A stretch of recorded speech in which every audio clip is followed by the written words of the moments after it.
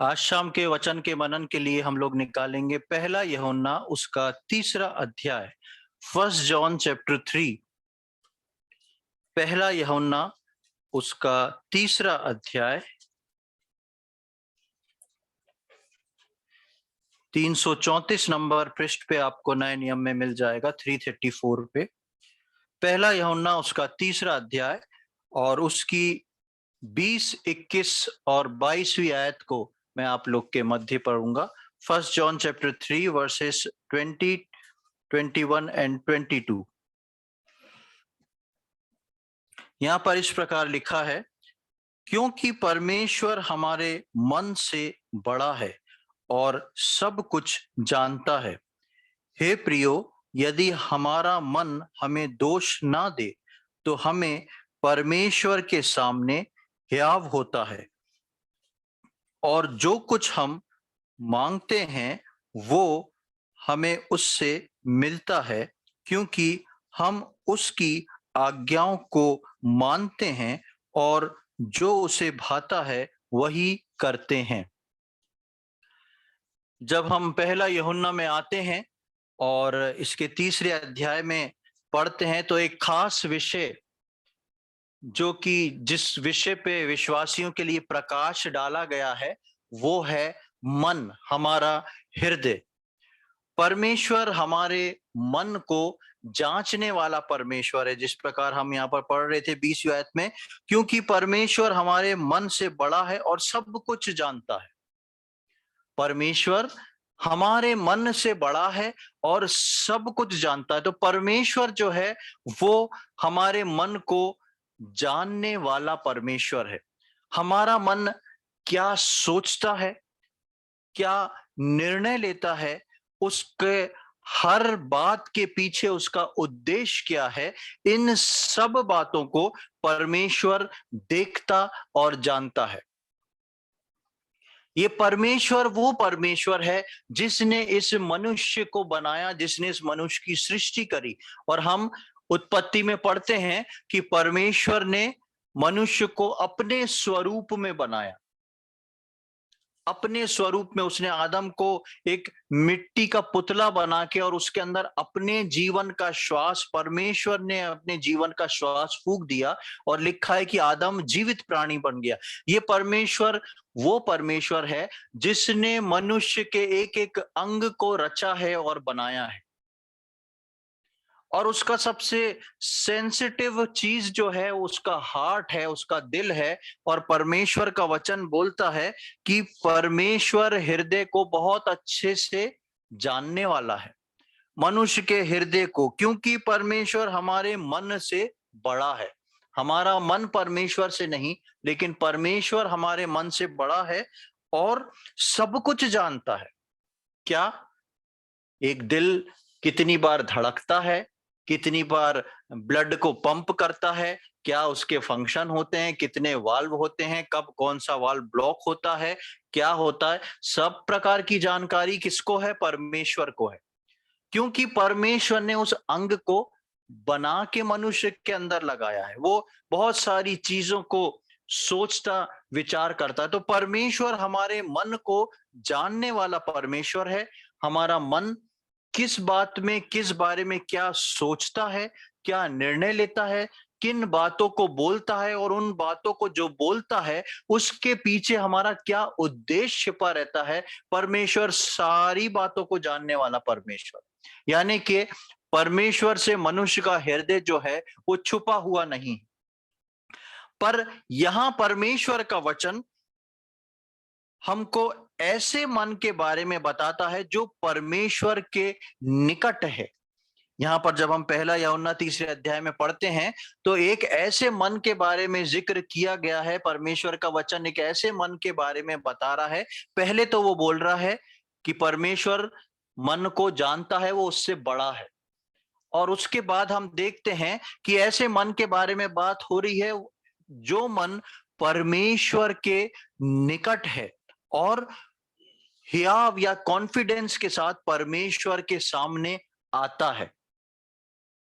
परमेश्वर सब प्रकार के मनों को जांचता और जानने वाला परमेश्वर है।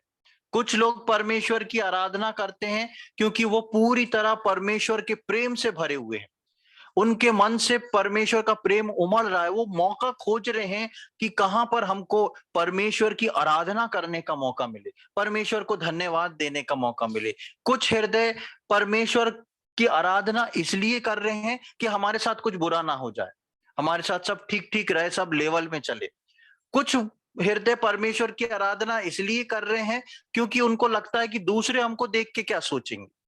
तो परमेश्वर सारे हृदयों के बारे में जानता है और परमेश्वर को इन हृदयों से कोई मतलब नहीं, परमेश्वर को एक हृदय से मतलब है। और आज उसी हृदय के बारे में हम सीखेंगे जिसमें परमेश्वर का वचन हमको सिखाना चाहता है कि उस हृदय को परमेश्वर उस हृदय से संबंध रखता है जो परमेश्वर के निकट होता है, जो परमेश्वर के बहुत क्लोज होता है। और वो हृदय कॉन्फिडेंस के साथ, बहुत हियाव के साथ परमेश्वर के सामने जाके अपनी बात को बोलता है, परमेश्वर के सामने जाके उसकी आराधना करता है और अपनी बातों को परमेश्वर के सामने रखता है। उसको हियाव होता है, उसको कॉन्फिडेंस रहता है। और क्यों होता है? वो इसलिए होता है क्योंकि उसको मालूम है मेरा परमेश्वर कैसा है, उसको मालूम है कि मेरा परमेश्वर किस प्रकार का है। और जैसा उसको मालूम है, वो व्यक्ति उस परमेश्वर के अनुसार चलता है। जब उसके अनुसार चलता है तो उसको कोई डर नहीं। एक कक्षा में, एक क्लासरूम में अगर टीचर एक बच्चे को होमवर्क देती है कि कल तुमको ये 5 सवाल करके लाना है, 5 सम्स करके लाना है। अब उसी क्लास का एक बच्चा जिसने सम्स किए ही नहीं, और दूसरे दिन टीचर जब आके पूछेगी तो वो थोड़ा सा दाएं बाएं होगा, पीछे की तरफ जाएगा। उसके सामने हिम्मत नहीं कि वो आके बोले टीचर को मैंने आपने ये दिया था, मैंने नहीं किया। बोल सकता है क्या? नहीं, वो सोचता है ये अभी बोलूंगा तो मार पड़ जाएगी। लेकिन जो बच्चा उसको पूरा करके ले आता, वो सबसे पहले कोशिश करता। बार बार अगर टीचर नहीं भी बोलेगी तो टीचर को रिमाइंड करेगा, मैडम कल आपने वो सम्स दिया था, उसको कब देखोगे? क्यों?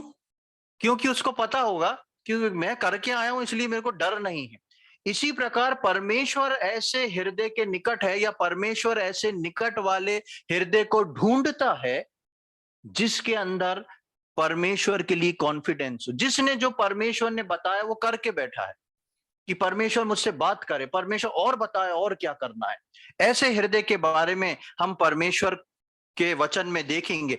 ऐसा व्यक्ति या ऐसा हृदय कैसे उस बात को रख सकता है? ये हियाव जो है, ये कॉन्फिडेंस जो है, वो एक विश्वासी के अंदर या प्रभु के भय मानने वाले व्यक्ति के अंदर कैसे उत्पन्न होता है? हमने 22वीं आयत जो पढ़ी है उसके आखिरी भाग को मैं आपके सामने पढ़ूंगा। 3रा अध्याय उसकी 22वीं आयत और उसकी आखिरी लाइन, क्योंकि हम उसकी आज्ञाओं को मानते हैं और जो उसे भाता है वही करते हैं। ये कौन किसके बारे में लिखा है? आप यदि इसको 21वीं आयत से पढ़ेंगे तो लिखा, हे प्रियो, यदि हमारा मन हमें दोष ना दे तो हमें परमेश्वर के सामने हियाव होता है। यदि हमारा मन हमको दोष ना दे तो हमको परमेश्वर के सामने हियाव होता, कॉन्फिडेंस होता है।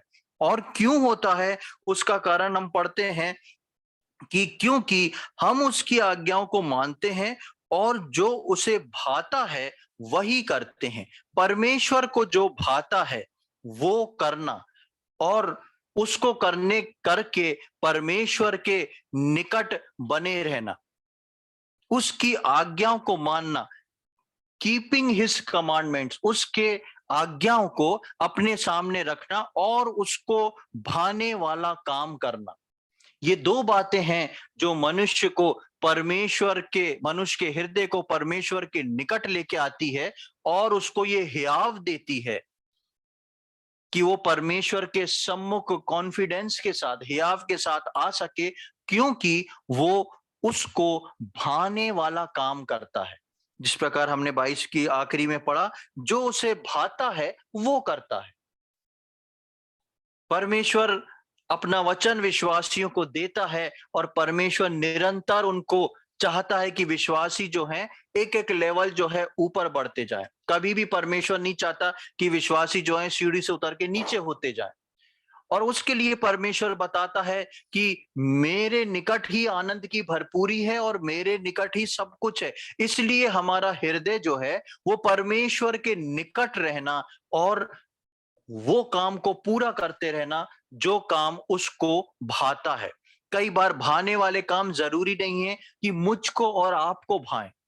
मुझको और आपको भाने वाले काम यदि हम करें और वो परमेश्वर की योजना इच्छा में नहीं है, या परमेश्वर के हिसाब से नहीं है, या परमेश्वर के वचन के अनुसार नहीं है, तो वो हमको परमेश्वर से दूर ले जाते हैं। और एक समय ऐसा आता है कि हमको पता नहीं पड़ता कि कब परमेश्वर हमारे को छोड़ के जा चुका है।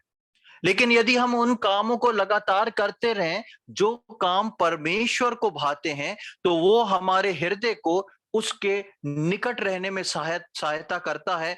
हमको हियाव देता है कि हम परमेश्वर से बात कर सकें, और साथ ही साथ हम उन कामों को पूरा करते हैं जो काम उसको भाता है। एक व्यक्ति जब सीधे मन से परमेश्वर की आज्ञा को मानना सीख लेता है, तो उसके उसके बाद उसके काम अपने आप प्रभु को भाने वाले होने लगते हैं। एक व्यक्ति, अब इसमें जब हम आगे की ओर चलते हैं, हमने दो बातों को देखा। पहला आज्ञा, और दूसरा उसको भाने वाले काम करना। इन दोनों से उसका हृदय जो है निकट रहता है, परमेश्वर से प्रसन्न, परमेश्वर उसके हृदय से प्रसन्न रहता है, क्योंकि परमेश्वर हृदय को जानने वाला परमेश्वर। अब इन दोनों बातों को जब हम लेके आगे की ओर चलते हैं, तो दो बात जो सामने आती है, वो सर्वप्रथम ये है कि परमेश्वर की आज्ञा को पूरा करना। सबसे पहली अड़चन जो है विश्वासी की जीवन में यही आ जाती है कि उसकी दी हुई आज्ञा को पूरी रीति से पूरा करना और पूरी रीति से पूरा करना, दोनों में फर्क है। परमेश्वर चाहता है कि उसके बच्चे जो उसको आज्ञा परमेश्वर वचन में देता है, जिन बातों को सिखाता है सेवकों के द्वारा, अगुवों के द्वारा, कलीसिया में, अगुवाई में, उनको वो पूरा करके आगे बढ़े, उस आज्ञा को पूरा करे। और एक व्यक्ति यदि उन आज्ञा को पूरा करना सीख जाता है, उन आज्ञा को पूरा करते हुए चल देता है, तो एक समय ऐसा आता है कि अपने आप, फिर प्रभु नहीं बोलता, अपने आप उस व्यक्ति के जीवन से वो काम होने लगते हैं जो काम परमेश्वर को भाते हैं। फिर एक व्यक्ति को ढूंढना नहीं पड़ता कि मैं परमेश्वर को खुश करने के लिए ऐसा कौन सा काम करूं जो उसको पसंद है। परमेश्वर को खुश करने के लिए सिर्फ उसकी आज्ञा को हम यदि पूरा करें, तो अपने आप परमेश्वर हमको उस जगह पर ले जाता है। ऐसा धीरे धीरे ट्रेंड कर देता है कि अपने आप हम वो काम करने लगते हैं जिससे हमारा परमेश्वर, जिसको भाने वाला काम हो, उसको पसंद आने वाला काम। और इसी के विपरीत दुनिया की चीजों में होता है। यदि दुनिया में हम दुनिया की बातों को सुनते हैं, दुनिया की दी हुई शिक्षा आज्ञा को पूरा करते हैं, तो हम वो काम करने लगते हैं जो दुनिया को भाता, जो दुनिया की नजरों में बहुत नॉर्मल और कॉमन है। लेकिन परमेश्वर ऐसी चीजों से, खासकर विश्वासी से, ऐसी चीजों करने पर परमेश्वर उनसे अपने हृदय से नफरत करता है। परमेश्वर पसंद नहीं करता कि उसके विश्वासी बच्चे जो हैं दुनिया के माहौल में चलें या दुनिया के हिसाब से काम करें। हम यहाँ पर एक उदाहरण देखने जा रहे हैं जो परमेश्वर के वचन में है, और बहुत ये उदाहरण जो है बहुत ही साइलेंट है, यानी कि बहुत ही खामोश उदाहरण है, जिसमें से हम आज सीखेंगे कि जो परमेश्वर की आज्ञा को पूरा करता है वो अपने आप कैसे काम करने लगता है परमेश्वर को भाने वाला, वो उस व्यक्ति को भी पता नहीं पड़ता, और परमेश्वर उस व्यक्ति के हिसाब में उसको काउंट कर लेता है। हम देखेंगे, उत्पत्ति में आएंगे और हम अब्राहम के बारे में कुछ बातों को देखेंगे। उत्पत्ति की किताब उसका 12वां अध्याय, जेनेसिस चैप्टर 12। उत्पत्ति की किताब उसका 12वां अध्याय, बुक ऑफ जेनेसिस चैप्टर 12,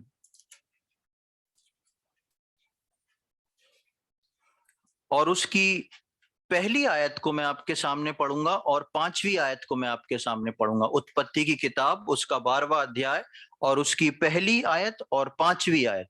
यहाँ पर इस प्रकार लिखा है, यहोवा ने अब्राहम से कहा, अपने देश और अपने कुटुंबियों और अपने पिता के घर को छोड़कर उस देश में चला जा जो मैं तुझे दिखाऊंगा।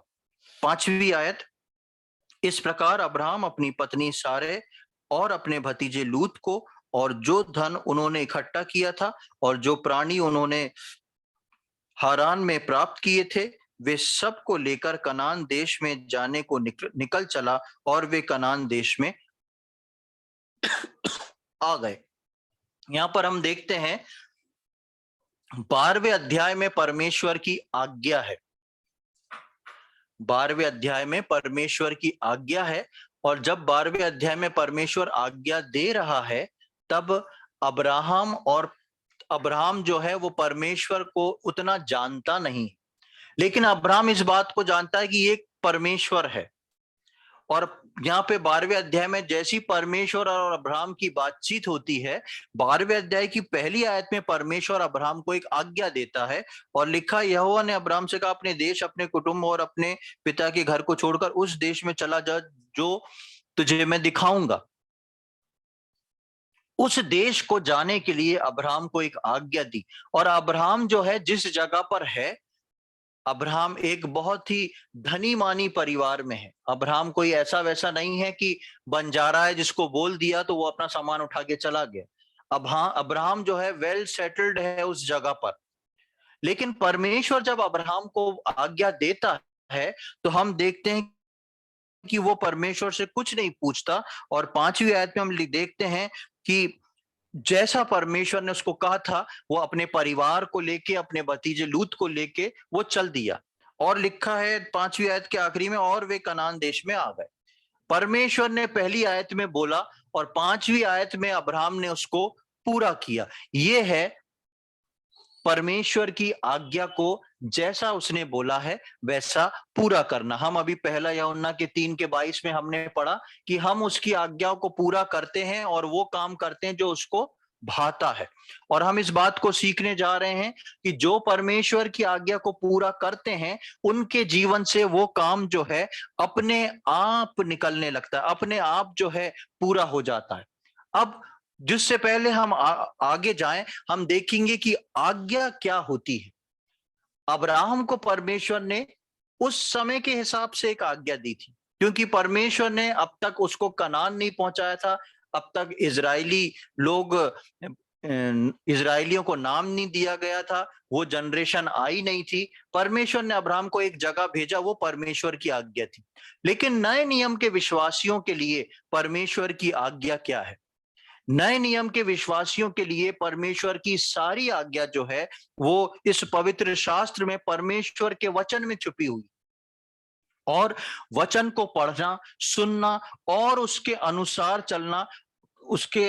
चलना और करना, और प्रभु के दायरे से बाहर नहीं निकलना, बहुत ही बहुमूल्य बात है। वचन को पढ़ना, वचन को सुनना, उसके हिसाब से चलना और कार्य करना, और प्रभु के दायरे के अंदर रहना, उस सर्कल के अंदर रहना जिस सर्कल को परमेश्वर ने मेरे और आपके जीवन में खींच के दिया है उद्धार पा लेने के बाद।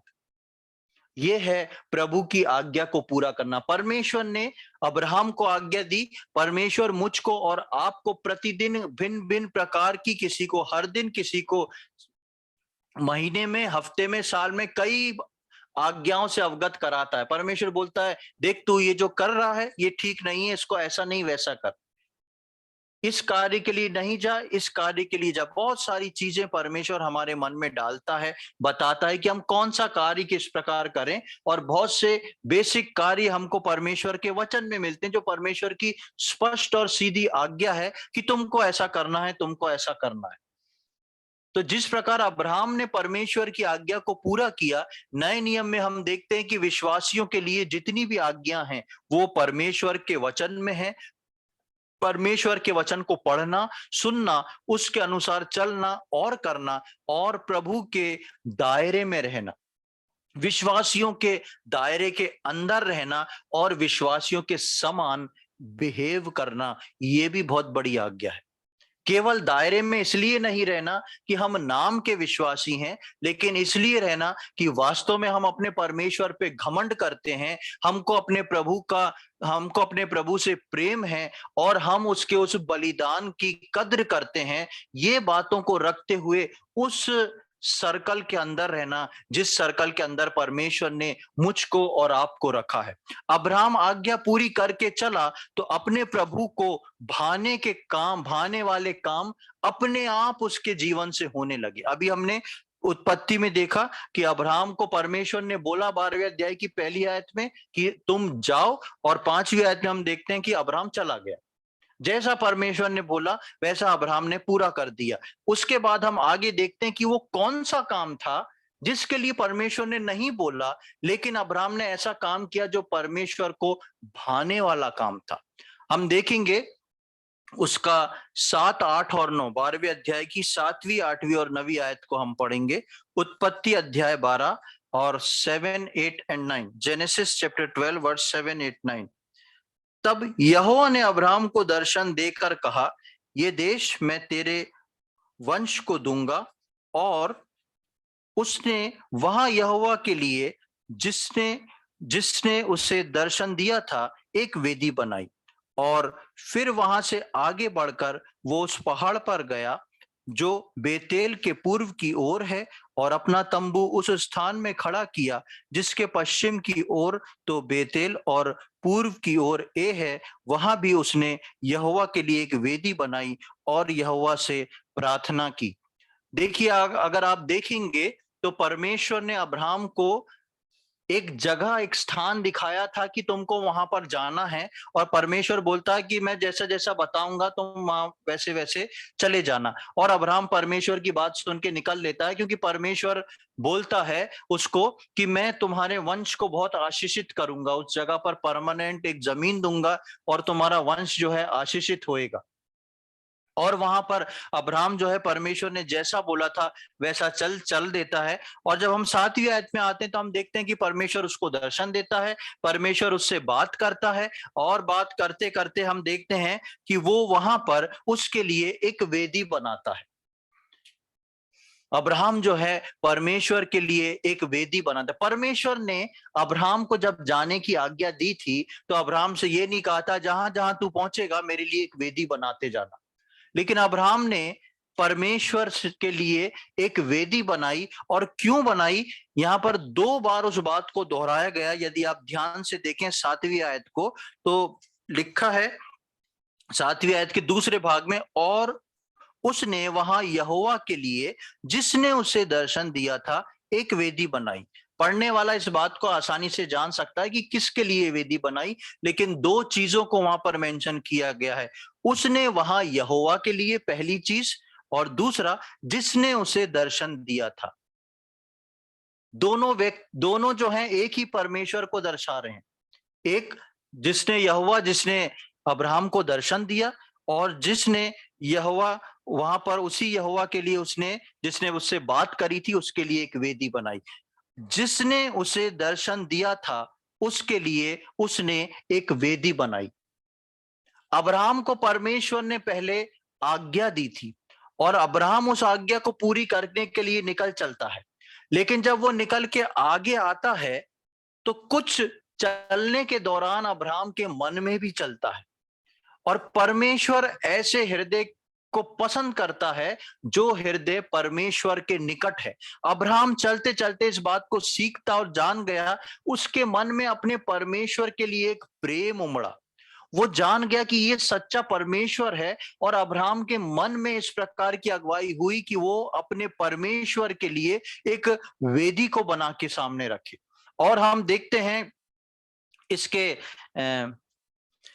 जो दर्शन देने के लिए जो एक जिस वेदी पर दर्शन हुआ था वहां पर उसने जो वेदी बनाई, वो वेदी अपने परमेश्वर की उपस्थिति को, अपने परमेश्वर की बातचीत को, अपने परमेश्वर के प्रेम को व्यक्त करने वाली वो वेदी बनी। वेदी जो है, हम इन दिनों में पहले से ही मनन कर रहे हैं, वेदी जो है वो बलिदान को बताती है।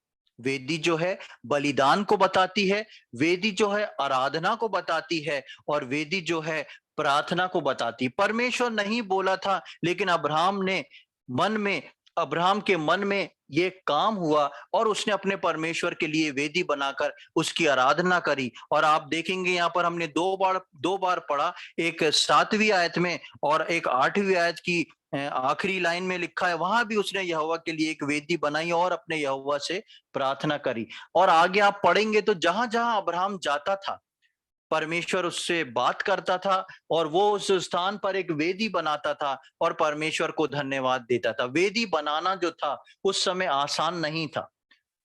बहुत खास पत्थरों को लेके, एक साइज के पत्थरों को लेके एक प्लेटफॉर्म बना के उसको धो के साफ करना और उसके ऊपर एक बलिदान चढ़ाना, कई प्रकार का प्रोसेस था।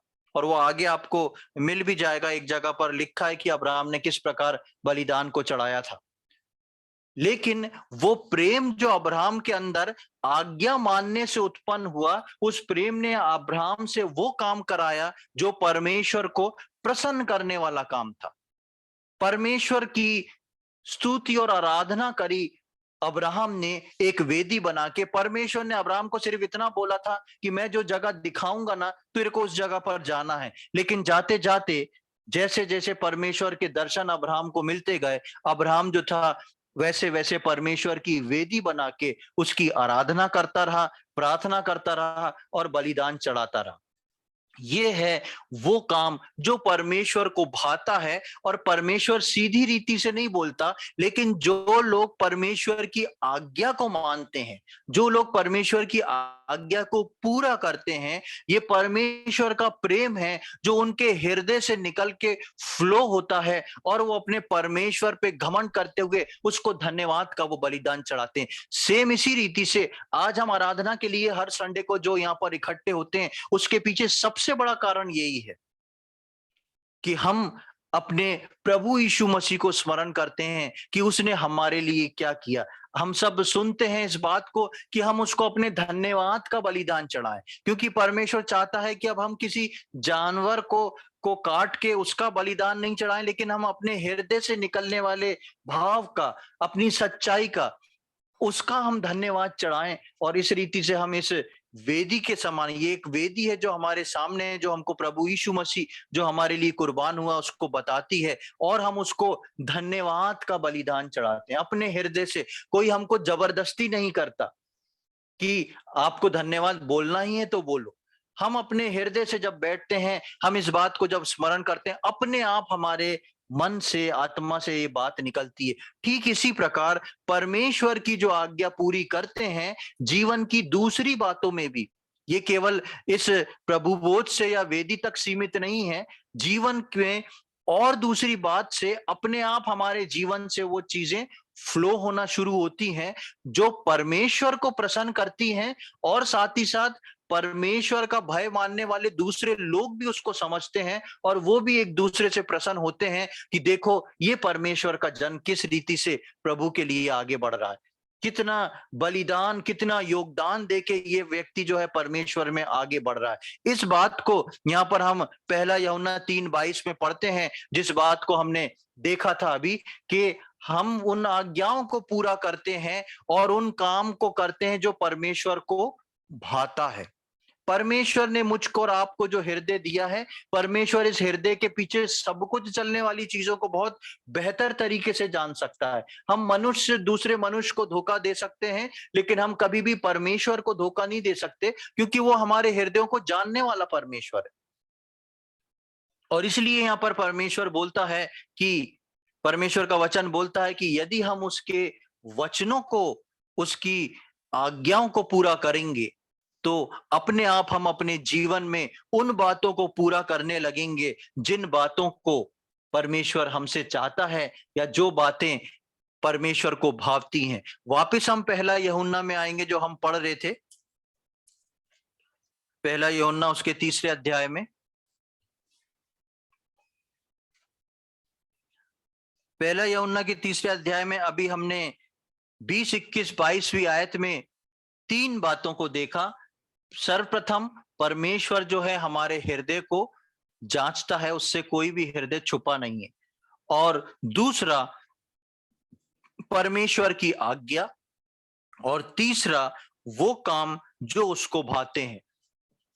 हमने इन तीनों बातों में इस बात को सीखा कि परमेश्वर हृदय को जांचता और जानता है, और जो लोग परमेश्वर की आज्ञा को एक बार में पूरा करते हैं, एक बार में यानी कि परमेश्वर ने कुछ बोला है, हो सकता है हमको पूरा करने में टाइम लगे, लेकिन जो परमेश्वर की आज्ञा को अहमियत देके पूरा करते हैं, उनके जीवन से अपने आप वो चीज ऑटोमेटिकली स्टार्ट हो जाती है कि वो परमेश्वर को भाने वाला काम करने लगते हैं, जैसा हमने अब्राहम के जीवन में देखा। दूसरी एक और बात को हम देखेंगे 24वीं आयत में, तीसरे अध्याय की 24वीं आयत, जो उसकी आज्ञाओं को मानता है वो उसमें और वो उन उनमें बना रहता है, और इसी से अर्थात उस आत्मा से जो उसने हमें दिया है, हम जानते हैं कि वो हम में बना रहता है। पहली बात हम देख लिए, उसकी आज्ञा मानना और उसको भाने वाले काम करना। दूसरी बात हमारे सामने आती है, जो उसकी आज्ञाओं को मानता, यहां पर भी आज्ञा पहले है, जो उसकी आज्ञाओं को मानता है वो उसमें और वो उनमें बना रहता है। कौन? यानी कि वो विश्वासी या वो प्रभु का जन अपने परमेश्वर में बना रहता है, और उसका परमेश्वर जो है उस व्यक्ति के अंदर बना रहता है। दोनों में एक दूसरे बने रहते हैं, तभी तो हम वो काम कर पाते हैं जो एक दूसरे को भाते हैं। परमेश्वर हमको आशीषित करता है और हम परमेश्वर की स्तुति, आराधना और बड़ाई करते हैं, और हमारे जीवन से वो काम प्रकट होते हैं जिन कामों से परमेश्वर प्रसन्न होता है।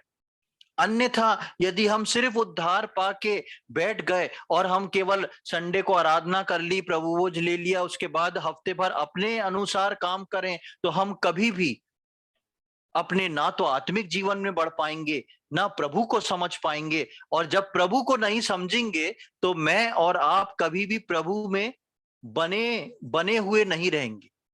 एक दूसरे से जान पहचान, एक दूसरे से मुलाकात हो जाएगी संडे थर्सडे को परमेश्वर से हमारी, या जब कभी हम बाइबल पढ़ेंगे, प्रार्थना करेंगे, लेकिन एक दूसरे में मिले नहीं रहेंगे, एक दूसरे में बने नहीं रहेंगे।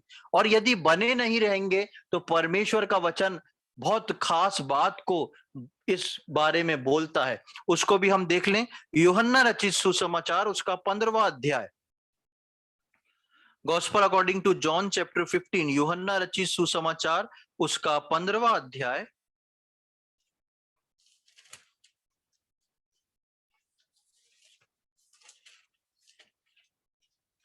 और उसका 4 से लेके 6वीं आयत तक मैं पढ़ूंगा। Gospel according to John chapter 15 verse 4 to 6, यूहन्ना रचित सुसमाचार उसका 15वां अध्याय और उसकी 4थी आयत से लेके 6वीं आयत तक मैं पढ़ने जा रहा हूं। तुम मुझ में बने रहो और मैं तुम में, जैसे डाली यदि दाखलता में बनी ना रहे तो अपने आप से नहीं फल सकती, वैसे ही तुम भी यदि मुझ में बने ना रहो तो नहीं फल सकते। मैं दाखलता हूं, तुम डालियां हो, जो मुझ में नहीं बना रहता और मैं उसमें, वो बहुत फल फलता है। मैं दाखलता हूं, तुम डालियां हो, जो मुझ में बना रहता है और मैं उसमें, वो बहुत फल फलता है, क्योंकि मुझसे अलग होकर तुम कुछ भी नहीं कर सकते। यदि कोई मुझ में बना ना रहे तो वो डाली के समान फेंक दिया जाता और सूख जाता है, और लोग उन्हें बटोर कर आग में झोंक देते हैं और वे जल जाती हैं।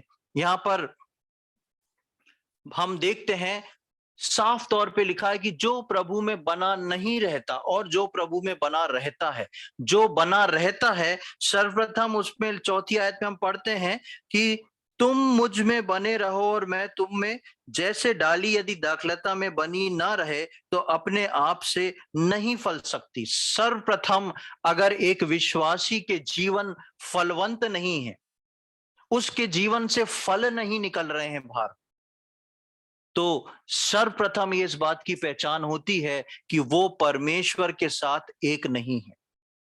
हो सकता है वो बाइबल पढ़े, हो सकता है वो प्रार्थना करे, लेकिन उसका जीवन परमेश्वर के साथ मिला हुआ नहीं है। और जब मिला हुआ नहीं है तो क्या होता है? सबसे पहले फल आना बंद हो जाता है। एक बार में डाली टूट के सूख नहीं जाती, सबसे पहले जो है फल आना बंद हो जाता है। और उसके बाद लिखा है कि यदि तुम मुझ में बने नहीं रहोगे तो वो जिस प्रकार एक डाली सूख जाती है और उसको तोड़ के आग में डाल दिया जाता है, वो परिणाम होता है। और परमेश्वर मुझसे और आपसे बेहद प्रेम करने वाला परमेश्वर है। वो कभी नहीं चाहता कि मेरा और आपका परिणाम जो है वो ऐसा हो। इसलिए परमेश्वर का वचन हमको बार बार चिताता है, बताता है कि हम उन आज्ञाओं को पूरा करें और उसके अंदर हम जो है उसके साथ बने रहें। और साफ लिखा है कि मुझसे अलग होके तुम कुछ भी नहीं कर सकते। हम सोचें कि हम थोड़ा बहुत यहां से भी कर लें और थोड़ा बहुत वहां से भी कर लें, सारी मीटिंग्स भी अटेंड कर लें और भजन कीर्तन सब कर लें, और उसके साथ साथ बाहर जब संसार में निकले तो वहां की भी सारी चीज कर लें। परमेश्वर बोलता है ऐसा व्यक्ति ना तो कभी फलवंत हो सकता है, वरन वो किस ओर बढ़ रहा है, जहां पर डाली सूख जाती है और तोड़ के उसको आग में डाल दिया जाता है। इसलिए परमेश्वर बोलता है सर्वप्रथम जो मेरी आज्ञाओं को मानते हैं वो बने रहते हैं, वो मुझ में बने रहते हैं और मैं उनमें बना रहता हूं। और जो लोग प्रभु में बने रहते हैं उनके जीवन से भी एक बहुत साइलेंट उदाहरण हम देखते हैं। जैसे अभी हमने पहला साइलेंट उदाहरण देखा कि अब्राहम जो था, परमेश्वर ने उसको आज्ञा दी, अब्राहम ने आज्ञा पूरी करी, और कुछ था जो उसके मन से अपने आप परमेश्वर के लिए निकला, वो परमेश्वर के लिए वेदी बना रहा है, उसकी स्तुति आराधना कर रहा है। एक और चीज हम अब्राहम के जीवन से देखेंगे और वो भी बहुत ही साइलेंट रहा। क्या है वो? वापस हम उत्पत्ति के 12वें अध्याय में आ जाएं।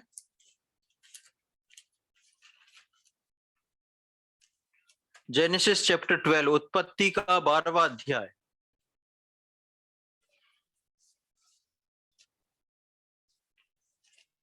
और अभी हमने इसकी 8वीं आयत को पढ़ा था, फिर से मैं उसकी 8वीं आयत को पढ़ रहा हूं, ध्यान से देखें।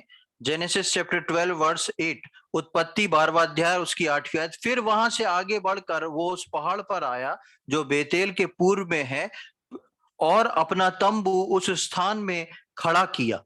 यहां पर एक बात का जिक्र देखते हैं, अपना तंबू उस स्थान पर खड़ा किया। इसी के 13वें अध्याय की 18वीं आयत को भी देखें।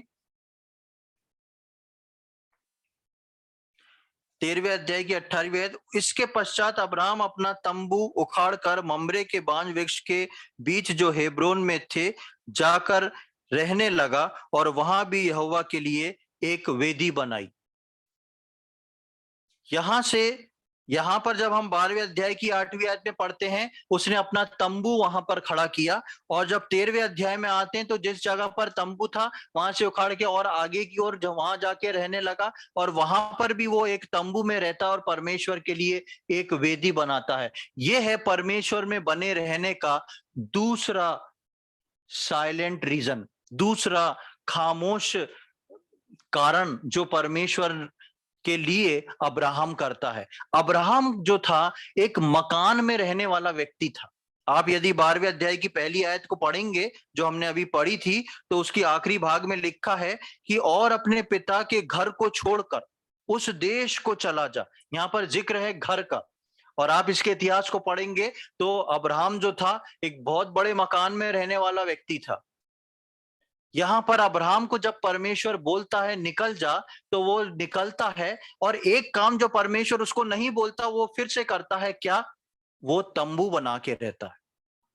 तंबू बना के रहना, इस बात को अब्राहम अपने जीवन से प्रदर्शित करता था कि मैं जो हूं एक यात्री हूं, जहां परमेश्वर मुझे ठौर देगा वहां पर मैं रुक के अपना परमानेंट मकान बनाऊंगा। अब्राहम के पास पैसे की कमी नहीं थी, वो जहां चाहता वहां पर मकान बना के रह सकता था। बहुत ही भेड़ बकरी, बहुत सारी चीजें और बहुत ही पैसे वाला एक व्यक्ति था अब्राहम। लेकिन अब्राहम के बारे में आप जैसे जैसे आगे जाते जाएंगे आपको पता पड़ेगा, उसने वहां से अपना तंबू खड़ा वहां खड़ा किया, वहां से अपना तंबू खड़ा वहां खड़ा किया। और अब्राहम का भतीजा जो लूत उसके साथ साथ चला था, जब लूत जो है सदोम में जाकर रहने लगता है, पहले लूत अब्राहम के चरवाह और लूत के चरवाहों के बीच में जब झगड़ा होता है, तो लूत जो अब्राहम का भतीजा था वो सदोम के पास जाके अपने तंबू को गाड़ लेता है, और सदोम में जब चला जाता है लूत तो वहां पर पक्का मकान बना के रहने लगता है। लेकिन अब्राहम जो था वो उसी तंबू में ही रहता है। वो पक्का मकान बना लेता है लेकिन अब्राहम जो है उसी तंबू में रहता है। जबकि अब्राहम एक बहुत खास बात को जानता था, जो कि मैं सोचता हूं आज के समय में अगर परमेश्वर किसी विश्वासी को बता दे तो वो विश्वासी जो है उसकी सारी उम्मीद खत्म हो जाएगी। क्या है उसको भी देखें, 15वां अध्याय का 13, 14, 15, 16 हम देखेंगे। उत्पत्ति 15वां अध्याय उसका 13, 14, 15, 16 यहां पर लिखा है, तब यहोवा ने अब्राम से कहा, ये निश्चय जान कि तेरे वंश पराए देश में परदेशी होकर रहेंगे और उस देश के लोग के दास हो जाएंगे और वे उनको 400 वर्ष तक दुख देंगे। फिर जिस देश के वे दास होंगे उन उसको मैं दंड दूंगा और उसके पश्चात वे बड़ा धन वहां से लेकर निकल आएंगे। तू तो अपने पितरों में कुशल के साथ मिल जाएगा, तुझे पूरे बुढ़ापे में मिट्टी दी जाएगी, पर वे चौथी पीढ़ी में यहाँ फिर आएंगे, क्योंकि अब तक एमोरियों का अधर्म पूरा नहीं हुआ। परमेश्वर ऐसी जब दर्शन देता देता जाता था अब्राम को, तो एक दिन परमेश्वर ने दर्शन देते में अब्राम को एक बात बताई कि जो भूमि मैंने तेरे वंश के लिए चुन के रखी है, वो तेरे वंश को जो है अभी मिलने में बहुत समय है।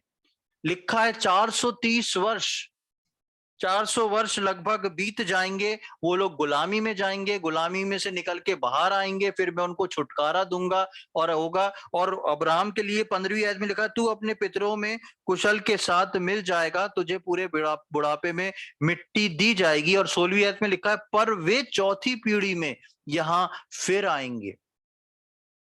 अब्राहम ने सोचा कि कितनी दूर की बात, जब परमेश्वर बोल के निकला था तो क्या बोला था कि तेरी संतान को मैं जो हूं एक दूंगा, जमीन दूंगा, वहां पर तुझको रहना है। और परमेश्वर की सारी आज्ञाओं को पूरा करते करते अब्राहम चला और अब्राहम से परमेश्वर, अब्राहम उसी स्थान में है लेकिन अभी वो प्रॉमिस पूरा नहीं हुआ है। परमेश्वर उसको बोल रहा है कि वो चौथी पीढ़ी में पूरा होने वाला है। अब मैं और आप अब्राहम की जगह होते तो क्या करते? क्या वापस लौट जाते? मैं सोचता हूं वापस नहीं भी लौटते तो एक पक्का मकान तो बना ही लेते, क्योंकि पैसा है, कमी नहीं है और हमको रहना है। और हम प्रभु को भी बोल सकते थे कि प्रभु वो चौथी पीढ़ी में पूरा होने जा रहा है, तो मैं तंबुओं में क्यों इधर से उधर घूमता रहूं, मुझे तो एक पक्का मकान तो देने दो। मेरे भतीजे ने भी बना दिया, वो ये बोलता, वो भी पक्के मकान में रह रहा है। लेकिन हम देखते हैं कि अब्राहम ने परमेश्वर से कुछ नहीं बोला। अब्राहम उस चीज में संतुष्ट था जिस चीज को परमेश्वर ने उसके लिए रखा था। और परमेश्वर ने उसको नहीं बोला था मकान मत बनाना, तंबू में रहना। ये अब्राहम की खुशी थी। और अब्राहम कैसे परमेश्वर में बना रहा, उसके लिए हम देखते हैं कि अब्राहम ने जो सीखा, वो केवल ऐसा नहीं सीखा कि केवल अब्राहम कर रहा है, लेकिन अब्राहम ने जो कुछ परमेश्वर का प्रेम, जो कुछ परमेश्वर की उपस्थिति, जो कुछ परमेश्वर के उपदेश, उसकी पवित्रता को लिया, उसने अपनी संतानों के ऊपर उनको आगे बढ़ा दिया। अब्राहम खुद ही अकेला धर्मी होकर नहीं रह गया, उसने अपने बच्चों को सिखाना शुरू करा। प्रियो, मेरे और आपके जीवन में ये बहुत जरूरी है कि हम अपनी आगे आने वाली जनरेशन को क्या सिखा रहे हैं, हम अपने आगे आने वाले बच्चों को किस बात की सीख दे रहे हैं। कई बार हम गुस्सा हो जाते हैं और हम बोलते हैं कि ठीक है, तुम्हारे जो मन में आए करो, हम नहीं बोलेंगे। लेकिन अब्राहम ने ऐसा नहीं करा, वो खुद तंबू में रहा। और आगे आप देखें, इसके 24वें अध्याय में आए, उत्पत्ति के 24वें अध्याय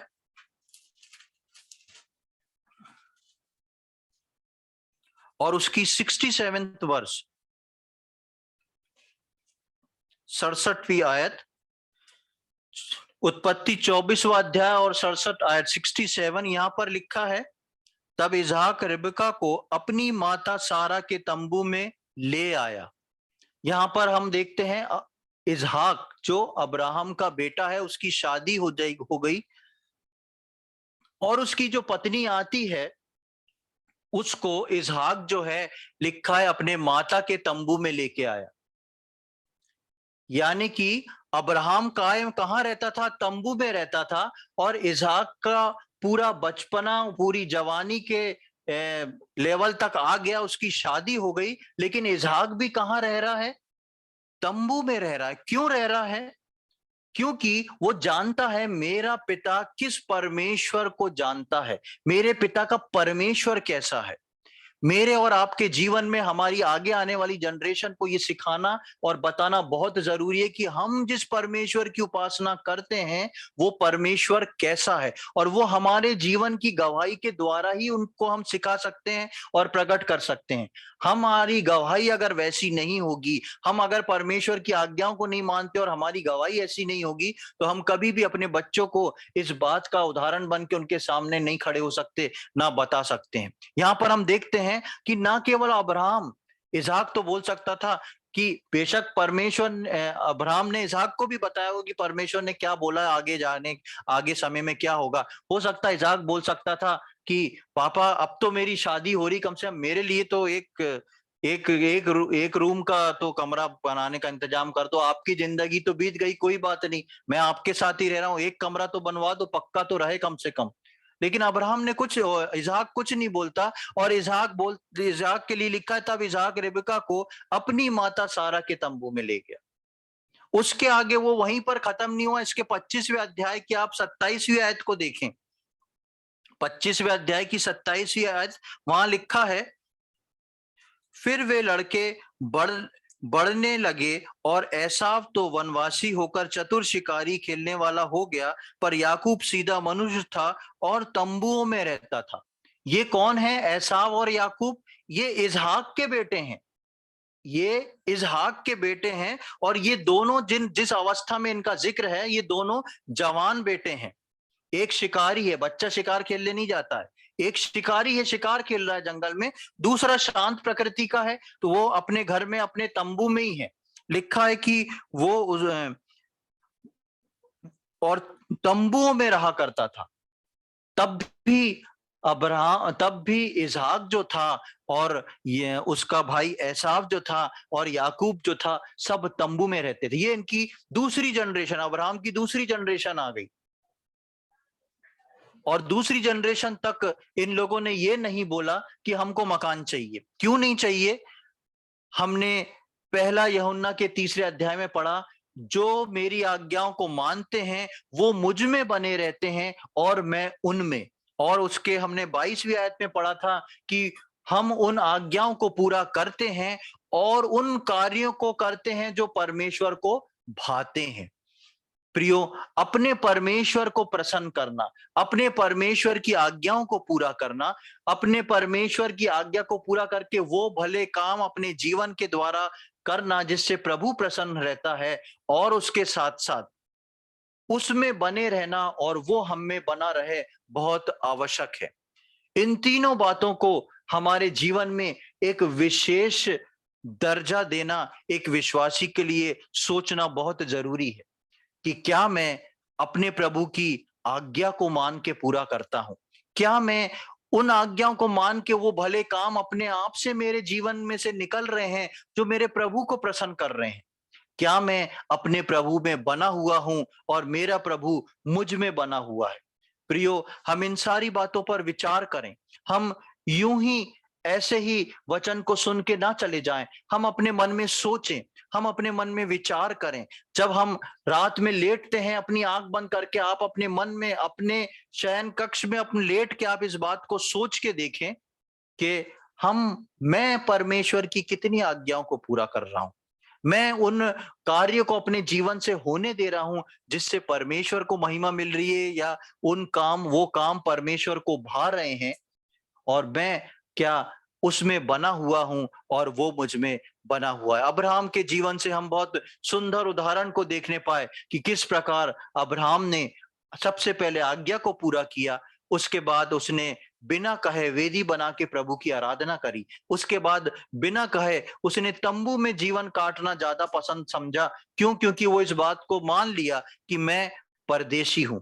प्रियो, मेरे और आपके जीवन में परमेश्वर की आज्ञा को पूरा करना, अपने जीवन के द्वारा वो भले काम करना जो परमेश्वर को पसंद आने वाले हों, और उसके साथ साथ हम परमेश्वर में बने रहें, परमेश्वर हम में बना रहे, हम उसको प्रसन्न करने वाले हों। हम जो हैं आगे आने वाले समय में एक यात्री के समान, जिस प्रकार अब्राहम सोचता है कि मैं एक यात्री हूं, उस यात्री के समान हम अपने घर बना के अपने आप को रोकने की कोशिश ना करें। घर से मेरा मतलब है कि हम ऐसे स्थायी चीजों को ना बनाएं जिसमें हमारा जीवन फंस के रह जाए, लेकिन हम प्रभु के अनुग्रह में बढ़ते जाएं, उसकी आज्ञा पूरी करते जाएं और उसकी इच्छा को अपने जीवन में पूरी कर सकें। प्रभु इन वचनों को समझने में हम में से प्रत्येक की सहायता करे। प्रभु के नाम की महिमा हो।